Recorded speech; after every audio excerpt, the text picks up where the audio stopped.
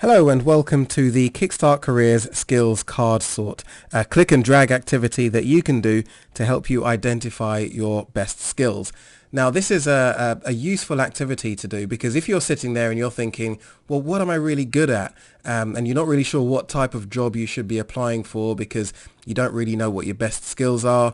Perhaps you haven't been looking for work for very long and you haven't got a huge range of skills to draw on and experiences to think about. Or maybe you've done lots of different types of job and they've been so varied it's hard for you to actually pinpoint and identify what your best skills are. So this activity will help you to do that. So allow me to demonstrate how you do it. As you can see on the left hand column is a list of skills. We've got 97 skills cards altogether, and the idea is that you drag each of these skills into the relevant section on the right hand side. So we've got four different types of sections here. We've got very capable. These are the skills that you feel you can do really well, pretty much with your eyes shut or without really thinking too much. It's your best skill. You've got capable. These are skills that you can do pretty well, but you wouldn't necessarily say it's your best skill. We've got satisfactory. Again, you get by. It's not a great skill of yours, but you can do it if you have to, but it may be a bit of a drain and a bit of a struggle using that particular skill. And then we've also got undeveloped. These are skills that you've either never used before or maybe you've tried it once or twice before and you think, well, maybe it's not for me. So we've got four sections here. Notice we don't have a totally useless section here because we are trying to stay positive here. So basically with each of the skills on the left, the idea is that you drag it over to the relevant section. So if I'm thinking about persuading others, I would say it's not a great strength of mine. I can do it if I have to do it, so I put that under satisfactory. Establishing rapport, yeah, I think I can do that pretty well, so I'd put that under very capable. The idea is that we're going to try to get to anywhere between 15 and 20 in the very capable section, so no more than 20, no less than 15. Networking, I'd put that under capable. Quickly knowing how to behave with different people, I would say very capable of doing that. I would say I'm quite a good judge of character. Conveying warmth and empathy, yeah, I'd put that there. And assessing people's strengths, I might say, well, I've not really done much of that before, so I'll put that under the undeveloped column. And so on.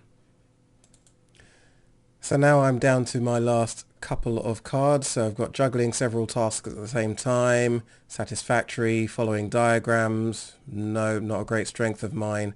Performing and entertaining, I would put under capable. So that's the first section done.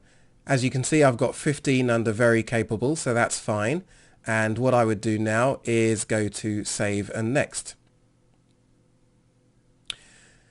So what it's doing now is taking me to a next section here where I've identified and isolated the very capable skills that I did from the previous section. So what I need to do now is to separate all of these ones here. So I've got three columns: skills I enjoy using, skills I don't mind using, and skills I don't enjoy using very much. So what I need to do is to drag each of these skills under the relevant column. So actively listening, assessing need, I would say I'd put skills I don't mind using. Making the most of social media, I don't enjoy using that very much. Making people feel at ease, yep, I enjoy that. And so on. So I've now completed this section, and as you can see I've got 10 skills under the skills I enjoy using column. You can see them all there, and you've got a couple there and 3 there. So those are my best skills that I actually really enjoy using. So what we can do is now print that off, and we can export that into a Word or a PDF document, and it will look something like this.